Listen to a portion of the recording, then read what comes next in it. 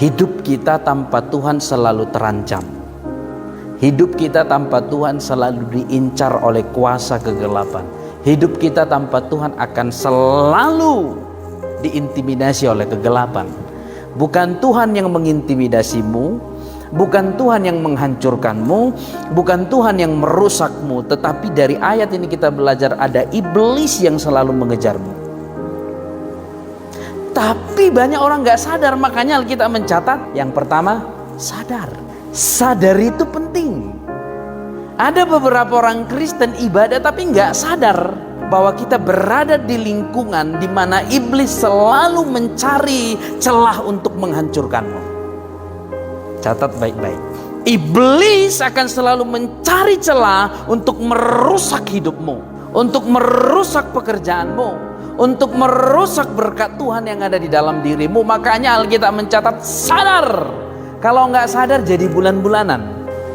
Ada beberapa orang Kristen memang nggak sadar bahwa dia sudah mulai membuka pintu gerbang masuknya kuasa kegelapan untuk menelan hidupnya. Memang kalau engkau sudah percaya Yesus, iblis nggak bisa menelanmu secara langsung, tapi dia berusaha menghancurkanmu pelan-pelan supaya engkau sampai mengutuk Allah. Kalau sudah engkau sampai mengutuk Allah, sayonara, selamat tinggal dunia. Engkau akan kembali kepada kehidupan yang kekal atau kepada kematian yang kekal. Makanya di sini diingatkan sadar dan berjaga-jaga. Nggak cukup sadar, tapi yang paling utama sadar dulu.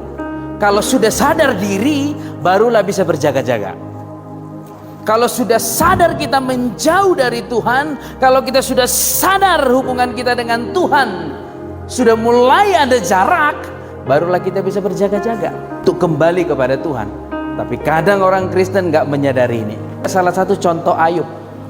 Bukankah Ayub terus dicobai sampai istrinya ngomong, udah kamu kutuk aja Allahmu itu, kamu kutuki aja Tuhanmu itu. Karena memang itu tujuan iblis. Tujuan iblis di dalam hidupmu agar engkau mengutuk Allah dan engkau jauh dari Allah. Dan saat engkau jauh dari Allah, di situ hidupmu akan dihancurkan. Ayub begitu menderita, anaknya mati semua, istrinya meninggalkan dia, hartanya habis, dia penyakitan yang gak bisa disembuhkan, gatalnya sampai beling pun gak bisa menghilangkannya. Tapi dia pegang teguh, tidak mau mengutuk Allah. Saat dia tidak mau mengutuk Allah, dia memperoleh kekuatan. Dan saat dia memperoleh kekuatan, dia mengalami kemenangan. Dan saat dia mengalami kemenangan, dia memperoleh pelipat gandaan supranatural dari Allah. Amin. Makanya kata kunci sadar dan berjaga-jaga. Jaga hubunganmu dengan Tuhan. Jaga hubungan pribadimu dengan Tuhan. Berjaga-jaga. Alkitab mencatat ketika malam hari Yesus hendak disalibkan, malamnya dia berdoa lalu meninggalkan murid-murid, dia naik ke bukit lalu di sana berdoa. Setelah Yesus kembali, dia mendapati murid-muridnya sedang tidur. Yesus berkata seperti ini, tidak sanggupkah engkau berjaga-jaga 1 jam saja? Berapa banyak kita mengeluh berjam-jam tapi tidak pernah berjaga-jaga berjam-jam.